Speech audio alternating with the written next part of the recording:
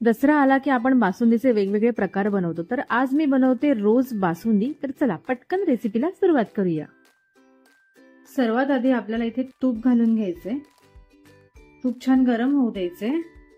तूप छान गरम झालं की आपल्याला त्याच्यामध्ये हा सुकामेवा थोडासा भाजून घ्यायचा आहे। त्याच्यामध्ये मी घेतले काजू, त्याचबरोबर बदामाचे काप आणि मनुके। हे आपल्याला छान असं मस्त परतवून घ्यायचे।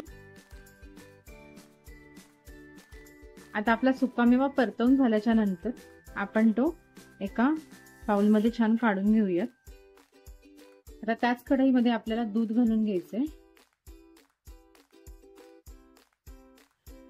हे दूध मी अर्धा लिटर घेतलेलं आहे। तर हे आपल्याला उकळून घ्यायचंय। जोपर्यंत याची हाफ क्वांटिटी होत नाही तोपर्यंत आपल्याला असं कंटिन्यू उकळून घ्यायचंय।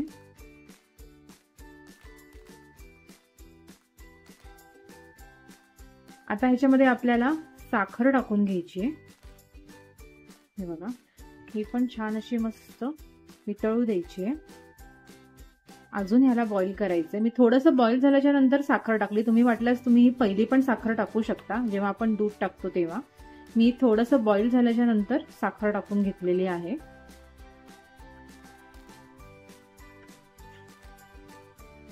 हे बघा, आता आपल्या दुधाची क्वांटिटी जी आहे ती मस्त कमी झालेली आहे।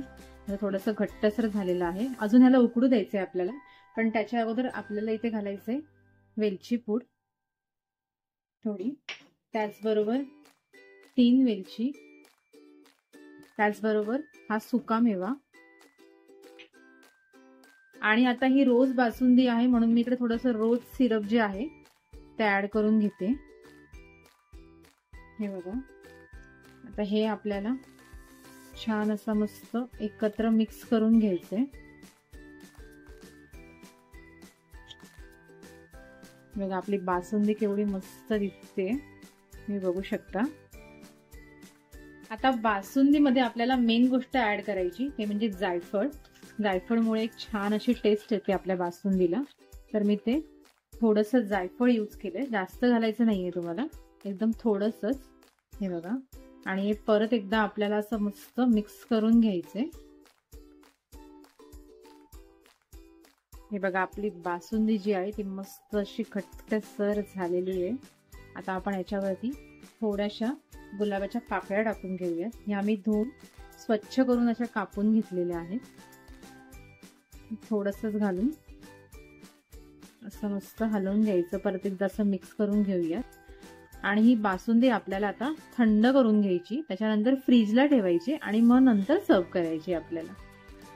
तर आता मी ही गॅस बंद करते। आपली बासुंदी तयार आहे। आता मी थंड करून फ्रीजला ठेवून घेते। या दसऱ्याला तुम्ही अशा पद्धतीची बासुंदी नक्की घरी बनवून बघा, सर्वांना खूप आवडेल। तर तुम्हाला रेसिपी आजची कशी वाटली हे मला कॉमेंट करून नक्की सांगा। आणि व्हिडिओ आवडला असेल तर प्लीज रेसिपीला लाईक, शेअर आणि सबस्क्राईब करा।